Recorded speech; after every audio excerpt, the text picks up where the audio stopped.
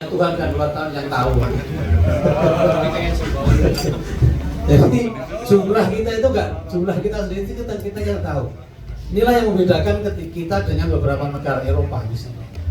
Negara-negara Eropa itu ketika mereka punya media, maka mereka harus melapor kepada Dewan Pers. Kemudian jumlahnya berapa dan sebagainya.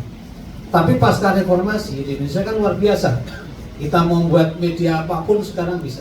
Saya 3 hari yang lalu ditelepon tim Kapolres Sukoharjo yang baru menanyakan, beliau baru menjabat di Sukoharjo sudah di dalam tanda kutip diganggu.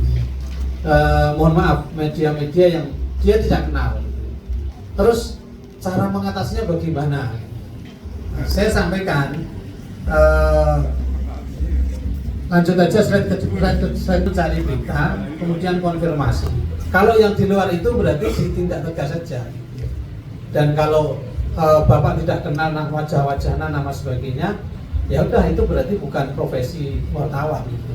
Tapi persoalannya kemudian dia tidak berhenti di situ. Tapi hampir setiap hari nongol, gitu ya. Setiap hari kadang WA, kadang juga datang gitu. Dan tidak jelas.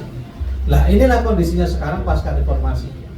Kita menghadapi hal semacam itu hampir dialami oleh seluruh narasumber yang ada di terutama di jabatan-jabatan publik, termasuk Pak Sumanto.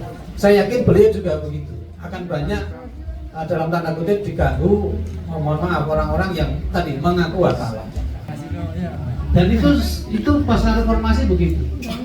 Makanya kemudian di data Dewan Pers juga nggak ada. Berapa jumlah media yang ada di Indonesia? Dewan Pers hanya menyebut data media yang ada di Indonesia itu 49.000 sekian. Nah, sekiannya kan berapa kan? Saya pernah dapat buku indeks media di Indonesia, itu nggak nyampe sekian. Tapi data terakhir 49.000 sekian, itu dari Dewan Pers. Dari 49.000 itu, 43.000-nya itu adalah media-media siber. Artinya media-media online. Itu yang berbadan hukum. Karena secara di negara kita kan media itu cuma berbadan hukum yang 3.000 sekian. Artinya di luar itu banyak sekali. Jumlahnya bisa ratusan. Sekarang tadi Pak Sumanto menyampaikan semua orang bisa membuat media. Bisa dibedakan menjadi 2. Satu benar-benar media yang itu sah secara hukum di Indonesia, tapi yang bisa juga mereka hanya sekedar melabeli dengan wartawan. Bahkan nama-namanya kadang-kadang sesuai dengan institusi, ya mohon maaf ya. Kadang-kadang ada kpk.com gitu ya. Kemudian ada bayangkara.com gitu ya. Nganggurnya baret gitu ya.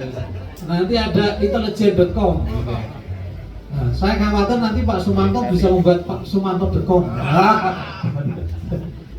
Tapi saya yakin beliau nggak akan begitu. Karena beliau yakin bahwa karena sudah lama berkecimpung berinteraksi dengan teman-teman media. Kita dan Pak Manto itu tahu jeruannya teman-teman wartawan. Bahkan beliau tahu antar wartawan ini kadang-kadang congkrah itu juga beliau juga tahu antara